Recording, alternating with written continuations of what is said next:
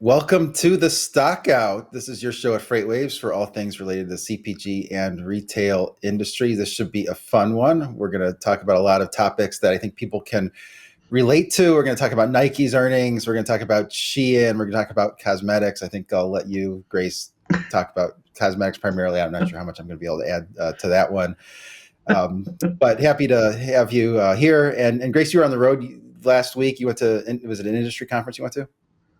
Yeah, it was a Samsara Beyond 2024. It's like their user conference basically, and it's actually their investor day as well that was wrapped into it. So we got a wonderful chance to host their podcast booth on behalf of FreightWaves. So that was a really great time. I got to talk to a lot of new, fresh faces that I haven't got to meet in the past. Maybe a couple that I've written about, but at least one-on-one conversations were new.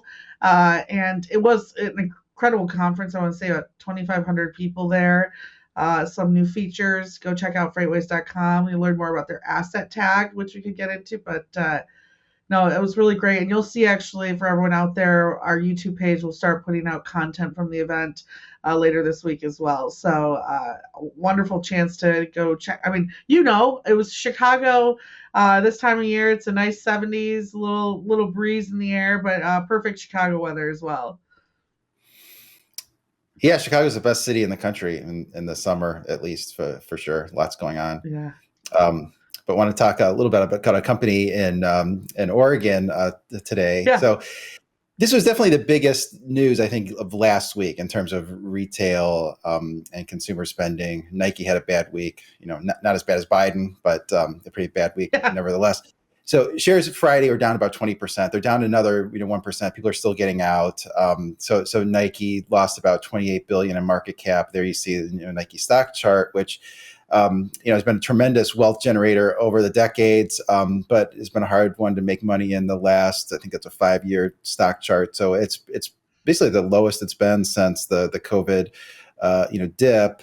A lot going on there. If you want to look at also comparing that to Lululemon is the next one. So this is Nike on the right axis in blue, Lululemon in red on the left axis. And, at times they sort of move together, but the last couple of years, Lululemon's outperformed Nike. That's not a perfect comparison, of course, but just sort of shows, I think, maybe some market share, shift there. So shares down about 20% on Friday. They took about 20 billion out of market cap. Some of the other notes there is a company missed earnings, guided down. Company expects sales to drop 10% in the current quarter. Analysts were expecting about a 3% decline. Nike's revenue was down 2% in this most recent quarter. Part of that was foreign exchange, but really sort of came down to three or four different issues. Is one of them was the slowdown in what they call the lifestyle business. So those are kind of the more fashionable type of products. And so a slowing down there. They actually doing performing pretty well in what they call the performance business, which would be running shoes, basketball shoes, some fitness gear. And that's really kind of the segment that seems to be more defensible and less impacted by a slowing economy. Avid runners will go through 4 or 5, 6 pairs of shoes a year just to keep up with their mileage. They find one they like, they stick with it. Not going to be something people cut back on. But some of these lifestyle things, that are just fashionable, these new shoe releases, those type of things. Are consumers have the ability to cut back on, and basically their analyst call, listen to that, and they seem to get it. They sort of understand their need to redouble their efforts in running, realize it's a quote competitive battlefield. Announcing that Pegasus 41 should be an interesting one. That's a great sort of legacy, brand name. So they do seem to be sort of taking some steps there to do more in performance. The other thing they called out was the soft sales in China, which that might be a concern for other retailers. Certainly something that Starbucks talked about when they missed earnings this most recent quarter. So it does seem like there's the outlook in China has softened near term. And then they talked about their direct sales strategy not going according to plan, digital revenue down about 10. And that's largely related to the lifestyle. That seems to be where they channel through the lifestyle products, whereas something that's more for dedicated runners might get that from a specialty, running store. So it seems like they went too far a little bit into this direct sales, digital, realm. It seemed to be walking that back a little bit. They're doing more with wholesalers. Also talked about, being hurt by foreign exchange. On the logistics side of things, actually all seems to be going well in terms of logistics. I mean, you do hear a lot about in recent weeks disruptions on the ocean, but they didn't allude to that at all. They said that gross margin improved 110 basis points year over year with lower ocean freight rates and lower logistics costs, and that comes at somewhat of a contrast to the Freightos Baltic Daily Index, or a sonar chart on there, which shows that at least the spot rates on the ocean seem to be rising. I mean, they're large enough that you think that maybe they're less exposed to that. There you see the Freightos Baltic Index from China. These are spot rates on the ocean from China to the U.S. West Coast in white, China to the U.S. East Coast in red, at the highest levels of the year. I mean, highest levels since kind of early 2022. So a lot of disruptions there. Hearing more about container shortages on the ocean also. And Nike also called out lower, warehousing costs. I have a sonar chart on that, which sort of shows that the warehousing costs in general have been well behaved in contrast to 2021 and 2022, where those were really rising. So, as far as takeaways for other retailers, I think that others would want to understand is consumers do seem to be cutting back on things that are more discretionary and higher ticket, which I think is a lot of those things like Jordans and what they call lifestyle brands. I call them athleisure, but not things that are less discretionary, like the performance brands, which to me that really is lifestyle, even though they don't call that lifestyle. That somebody who runs 70 miles a week, that's more of a lifestyle to me than what they call a lifestyle brands. But so I don't like their segmentation, but nevertheless, consumers are being more discerning. Chinese consumers weakening, and maybe it also shows some of the limitations of the direct sales, that you can't go sort of all in on that.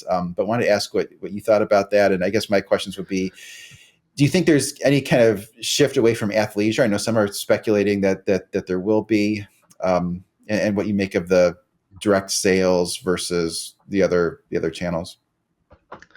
I really don't think there's going to be that there's like we're turning our backs to anything on athleisure. I mean, I think there was a huge boom that they definitely probably witnessed during the pandemic, with everyone staying at home and less of a need to dress nicely every single day when all of your meetings are on Zoom. So I think there's definitely been a reversal of that could be affecting them. But I think what's bigger, or maybe a bigger problem, is just what they said they call their competitive battlefield. I mean, there's so many different offerings out there right now, and many that aren't in store at all, which is interesting with the direct versus digital sales. I mean, to name a few brands that like literally live off of, I think, some of these social media sites. I mean, there's Halara, there's Lizzo's line, there's the one that Kate, I can't remember her name, but from 10 First Dates or whatever that is, that the actress, she's part of one as well, where a lot of those are actually like subscription brands too. So not only are they competing against more of this, I guess, digital front, but they're competing against some lifestyle brands that commit you to them over a subscription or some type of monthly price. So I think there's a little bit more alternative ways of purchasing more of these like lifestyle athleisure wear brands that are putting up a really, really good fight against traditional companies like Nike, or even maybe Adidas. But you see Adidas kind of leveraging more of that like celebrity brand initiative than you've seen in the past, which I don't see in Nike as often. Every once in a while you'll see some type of drop, but still I don't think that's helping push them through. It's also interesting kind of looking at their comparisons with Lulu. I mean, that chart in particular, I mean, clearly Lulu won during the Christmas holiday to see such a spike around that time of the year compared to others. So I'm really interested in maybe this year how they're going to spin away, and even what their direct sales strategy was. I mean, that's it seems like in a boardroom would be something that you would want to push away during such a digital era. So I don't know what exactly what they call that direct sales strategy, or what they put behind that in particular. Maybe improvement of the stores, or something of that nature, better in-store sales versus online. But I really think because they aren't focused on that digital proponent, and how they're, I mean, I can't even think of the last time I even saw a Nike ad, as someone who does buy shoes, Mhm. tennis shoes, and interesting shoes like that, and athleisure wear as well. They've got some really, really big competitors in the digital space. Yeah, I would say you probably didn't watch the Olympic trials over the weekend. Plenty of Nike ads there. That, yeah, I guess that would be a big one Was, too. But even some of those I saw like on YouTube, right? Like I didn't actually watch them on in okay. live there. But yeah, that's true. Big that. Let's see how that turns out throughout these next couple of weeks. Yeah, so for all these issues that we've run through with Nike, worth pointing out they've done way better than Under Armour. Under Armour's been a disaster. That stock has been. It's just all these. I think that really issues all this competition where Yeah. a lot of people really like Hoka's. A lot of people like On, even though I think On is about as athleisure as it gets. But and Nike's of course been a huge wealth generator. And if we can bring it up, you took a clip of Magic Johnson, which is quite Yeah. entertaining. If our production team could cue that up, that'd be great. So, the biggest disappointment, man, I'm still disappointed. So we won, we beat Larry Bird in the interstate. So every shoe company came to Lansing, Michigan to recruit me. At that time, Converse, Dr. J, everybody wanted Dr. J's at that time. So Converse offered me the most money. Adidas came in second. And then this guy from the, back west in Oregon had long hair. I didn't know nothing about him. And his name was Phil Knight. Just started Nike. We didn't know about Nike at that time. So he says to me, Magic, I can't give you what Converse offered you. I can't offer you what Adidas offered. But I can offer you stock.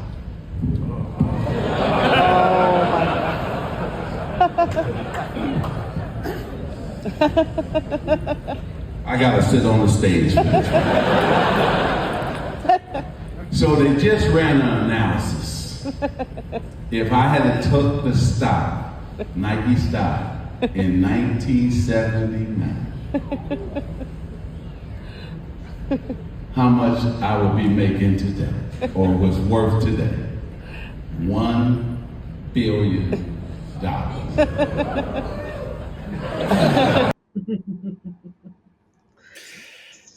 Yeah, I mean the market cap's over 100 billion. So if you had 1%, you would certainly be a billionaire just with that position. So great clip there. Thanks for bringing it in. I want to move on to SHEIN. I think another company that people can relate to. A lot going on with SHEIN. They had a webinar last week with Flexport, and I can run through the takeaways there. So basically, it was a pitch where their speaker was Vivian Sun, who's head of partnerships, was talking about why you want to be on SHEIN for the SHEIN marketplace, and they have a marketplace set up.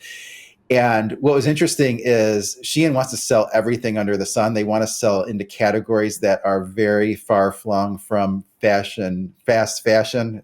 No intentional alliteration there. So things like automotive, tools, sports, outdoors, office supplies, you name it. They want to be in categories that they are not in already, and not ones that you think of when you think of SHEIN. So I thought that was very interesting. And that was also interesting was how they pitched it to prospective sellers on the SHEIN marketplace, sort of free to start, free to be till the end of the year. Their platform is the fastest growing one, most downloaded app in 2023. They have very engaged shoppers. Good point there. And then they work with sellers to find out which products are going to be the ones that work the best on the SHEIN marketplace. They say the payments are paid out every 10 days. To these sellers. And then they went after Amazon pretty directly, I thought, where they said there's no advertising fees, and there's no, unlike other sites, is what they said, clearly referenced the Amazon, where the search results rise as the sellers buy more advertising.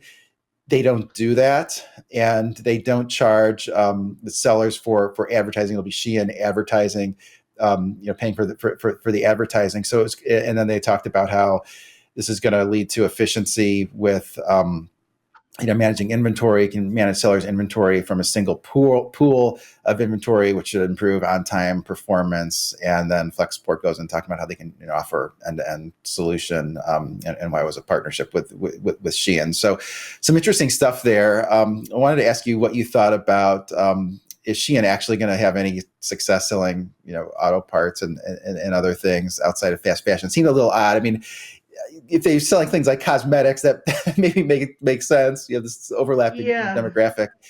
But wanted to think what you thought about that, or what you thought of that pitch to marketplace sellers.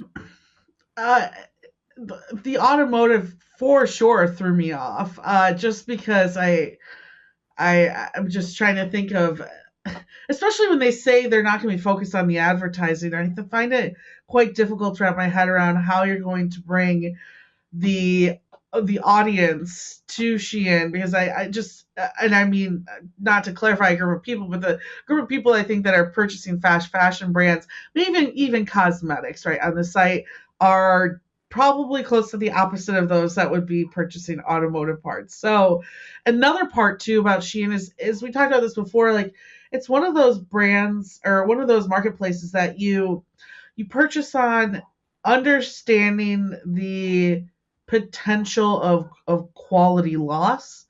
So again, in my head, I'm thinking, well, that's going to be very difficult to back or at least promote some types of products like automotive tools. I mean, even office supplies and the outdoor stuff, like those are products I want to buy high quality, and I don't want to risk it. I don't care how quickly it could ship to me, which SHEIN isn't always the fastest. I think maybe that's what the Flexport will help with, delivering a little bit quicker. But it's hard for me to wrap my head around the problems that we see with SHEIN in regards to, of course, where things are being made, how they're ethically being made, and moving from this fast fashion where you just kind of want that really cool top now to wear this weekend, and if it gets destroyed, it doesn't really matter because you just really want it for one event, to selling products on that site that are need to be high quality, or something that I definitely want to put in my vehicle and have it last a good long time. And I want to know that it's coming from a supply chain that is ethical, that meets certain standards, and isn't going to cause me harm at some point if I need to take the car to a dealership. So I think it's, I want to say, a little bit far-fetched. I think it'll be interesting for those who do, maybe on like Etsy, who do make bracelets and t-shirts and kind of these like one-off things, and being able to leverage that marketplace a little bit more. I think that's going to be helpful. But some of those categories, just for me, do not click when, especially if they're, again, not going to be trying to add costs for advertising for some categories that have nothing to do with their original consumer in the first place. Yeah, I'm right there with you. I thought that was interesting. I mean, that's what really caught my attention. But we'll see, especially if they go public. It sounds like they're in the process of trying to go public in the UK markets. It seems less and less likely it's going to be in the US market anytime soon. And you have some thoughts here on Cosmetic Trends and what that tells us about the economy. What can you tell us about that?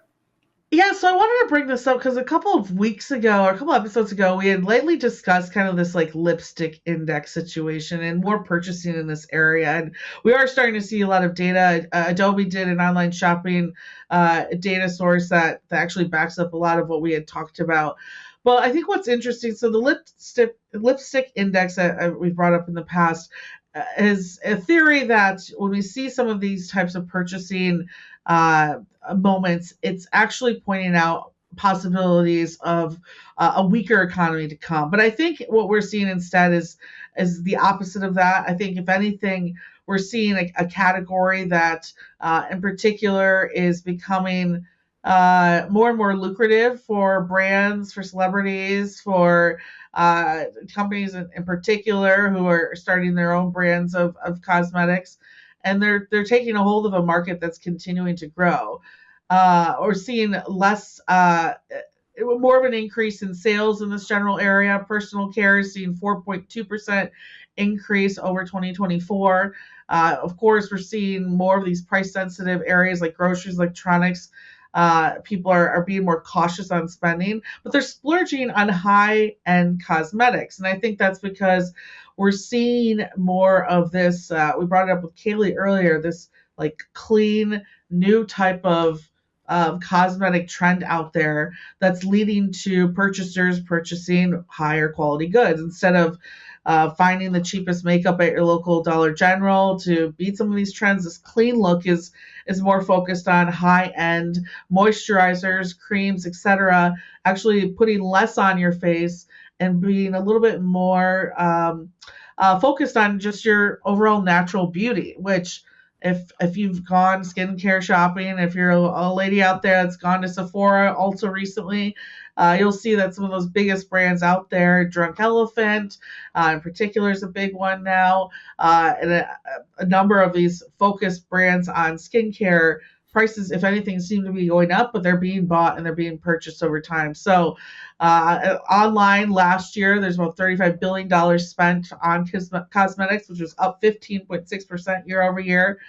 We're seeing more, right, that clean look, focus on lip gloss, mascaras, concealers, nail polish, lip plumping gloss, and overall skin cares and creams as well. So it's interesting. I'll try to share this too as we post clips of this on our sites so that you can kind of see more into this overall I guess resurgence of skincare and cosmetics that we're seeing clearly. But it seems really interesting because it sounds like in general the overall consumer in this area is getting more and more educated, concerned more and more on what's on that label, actually turning the bottle around and reading it and knowing what some of these buzzwords are, and figuring out their ingredients. And then, of course, spending online. And that's a big part of this too is, again, some of this is happening in stores, but a lot of this is being purchased online and delivered to the household as well. So yeah, all of those moms out there that are buying some of this stuff for your kids, it's let's just say that those brands it's paying off for them, that newer generation of skincare beauties out there as well. And can you take anything away from this data for the economy? Like how does cosmetics relate to the economy? Is it counter cyclical, or is it just stable no matter what because people want to protect their skin in all markets? I think what we're noticing in the brands in particular is that people are purchasing higher quality that they know is going to last a longer period of time, right? So it's like instead of just purchasing maybe these smaller units because they want to splurge right now, which is what you kind of see in more of like the lipstick index, people are actually purchasing more of these like larger bottles or containers of cream, or buying larger mascara units, or purchasing bigger unit sizes that they know will last them a longer period of time, which I think is why they're seeing such an increase of sales right now as well. And as the look changes to more focus on natural beauty, how does that impact the supply chain and the ingredients that go into it?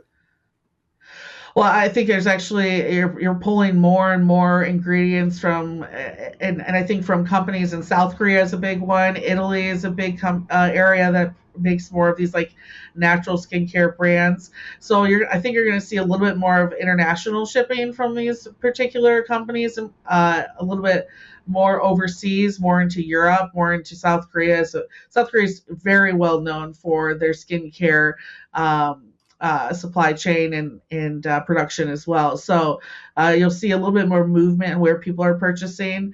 And I think I'm excited to see even more like brand partnerships. For instance, like Target having Ulta now in their stores and trying to bring some of these higher quality brands into maybe more of like a Walmart or Target type of shop. Yeah, and one quick final question. So this has to be these goods have to be refrigerated for the most part. So it's part of the cold chain. Is that right? A little, yeah, lightly. I'd say some of them are mostly, not always, but some of the ingredients might need to at some point in the supply chain. But you're probably seeing uptick in the mini fridges, because that is a trend as well, is getting these mini fridges in your bedrooms to store it too. But a little less on the cold chain, except for probably some of the ingredients before they're mixed. Gotcha. Yeah. Interesting stuff. Yeah, I'd love to teach you this stuff, Mike. I know it's something that really means a lot. If we all had perfect skin like Mike, we wouldn't need all this stuff, right? So, I want to thank our audience, of course, for checking out the episode. Make sure you join our community by heading to FreightWaves.com, click on newsletters, join the Stockout. Make sure you check our new episodes on YouTube, like and subscribe as well, and we'll see everyone next week.